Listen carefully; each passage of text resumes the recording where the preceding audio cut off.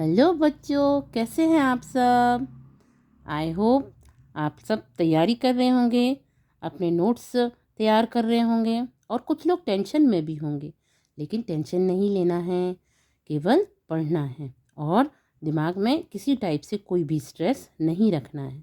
अगर आपका कोई भी ऐसा टॉपिक है जो आपको समझ नहीं आ रहा है या आपको टफ लग रहा है, तो आप कमेंट में डाल सकते हैं कि इस टॉपिक को आप समझा दें, तो मैं आपको उस टॉपिक को एक्सप्लेन कर दूंगी।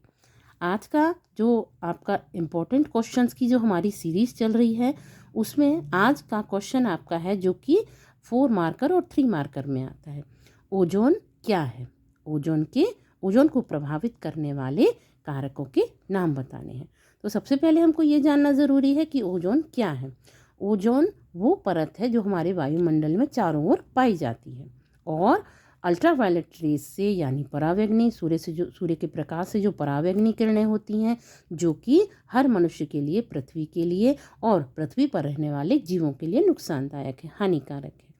तो आज हम देखेंगे कि ओजोन क्या होती है।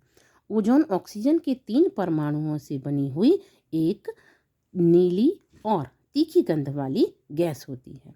यह पृथ्वी के ऊपर जाने पर वायुमंडल में एक सुरक्षा कवच की तरह काम करती है, जो कि सूर्य से आने वाली हानिकारक परावैंगनी किरणों यानी अल्ट्रावायलेट रेज को पृथ्वी पर आने से रोकती हैं और इंसानों की और जीवों की रक्षा करती हैं।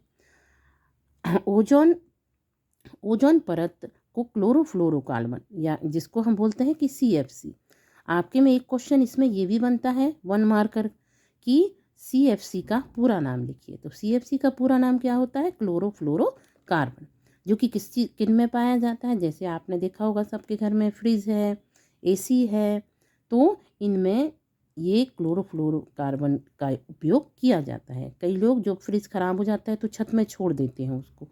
तो आपको ये देखना है कि अगर आप इस चीज़ का आपको अभी पता चला है तो आप अपने घर में, पड़ोस में इन चीज़ों का विशेष ध्यान रखवा सकते हैं। तो क्लोरोफ्लोरोकार्बन हुआ, नाइट्रोजन ऑक्साइड गैस हुआ और मानवीय औद्योगिक गतिविधियों में क्या आएगा? जो फैक्ट्रीज़ हैं, जो हमारे कारखाने हैं, इनसे निकलने वाला विषैला धुआं और जो कि अपशिष्ट पदार्थ बचते हैं, जो कि इनके लिए, फैक्ट्री वालों के लिए यूज़लेस होते हैं या अनुपयोगी होते हैं, उनको कहाँ बाहर यूं ही खुला छोड़ दिया जाता है। कई दवाइयाँ जो एक्सपायरी डेट की हो जाती हैं उनको भी बाहर फेंक दिया जाता है। तो ये गतिविधियाँ जो हैं, ये सबसे ज़्यादा किसको नुकसान पहुँचाती हैं? हमारी ओजोन लेयर को। जबकि इंसान आज ये नहीं सोच रहा है कि अगर ओजोन परत ख़त्म हो जाएगी, नष्ट हो जाएगी या कहीं वो उसमें डिफेक्ट आ जाएगा तो क्या हो जाएगा? अल्ट्रावायलेट रेज जो हैं वो डायरेक्ट हमारी पृथ्वी पर आने लगेंगी। आगे देखते हैं कि इसको प्रभावित करने वाले कारक कौन कौन से हैं। तो पहला कारक है हमारा क्लोरोफ्लोरोकार्बन। मैंने आपको पहले ही बता दिया है कि ये कहाँ पाया जाता है। ये सबसे प्रमुख कारक है जो कि इसको ओजोन परत को सबसे ज़्यादा नुकसान पहुंचाने का काम करता है। ये कहाँ कहाँ पाई जाती है? ये फ्रिज में, AC में, स्प्रे, आजकल स्प्रे देखा होगा आपने, इनमें, और फोम वाले उद्योगों से निकलता है। अन्य रसायनों में क्या आएगा? अग्निशामक यंत्र। अग्निशामक यंत्र मतलब जहाँ कहीं आग लग जाती है तो आपने देखा होगा एक स्प्रे किया जाता है जिसके द्वारा वो आग जो है, अगर बड़ी मात्रा में लगी है तो वो आग बुझ जाती है। तो इनमें अग्निशामक यंत्रों में इन गैसों का उपयोग किया जाता है। ये और कीटनाशक पदार्थ जो कि हम अपने खेतों में डालते हैं, तो कीटनाशक पदार्थ भी, इनमें जो ब्रोमीन पाया जाता है, ब्रोमीन युक्त गैसें ओजोन को बहुत तेज़ी से नष्ट करती हैं, जिसके कारण जो हमारी ओजोन परत है वो क्या हो जाती है? धीरे धीरे करके पतली होती जाती है। नेक्स्ट है वायुयान और रॉकेट इतना तेज़ गति से जाते हैं और नाइट्रोजन ऑक्साइड को निकालते जाते हैं, जो ओजोन परत को बहुत अधिक और बहुत तेज़ी से नुकसान पहुंचाती है। फिर है हमारा चौथा पॉइंट या चौथा कारक बोल सकते हैं, औद्योगिक धुआं।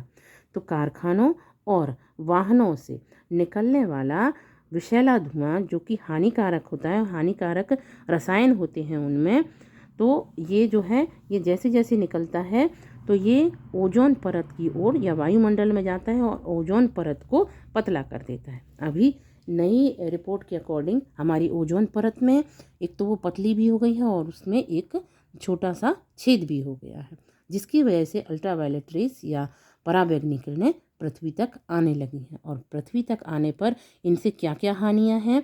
अगर ये अल्ट्रावायलेट रेस या पराबैंगनी किरणें पृथ्वी तक आएंगी तो क्या होगा? सबसे पहले तो त्वचा के कैंसर होंगे, आँखों पे भी इसका इफेक्ट पड़ेगा और जो हमारे ग्लेशियर हैं वो पिघल जाएंगे। आपको अगर ये वीडियो अच्छा लगा हो तो इसको शेयर करें, लाइक करें और सब्सक्राइब करें। आज के लिए ये आपका क्वेश्चन पूरा हो चुका है, फिनिश हो गया है। आप इसको देखें और 2 या 3 बार पढ़ें और अपने दिमाग में बिठा लें। Thank you so much. All the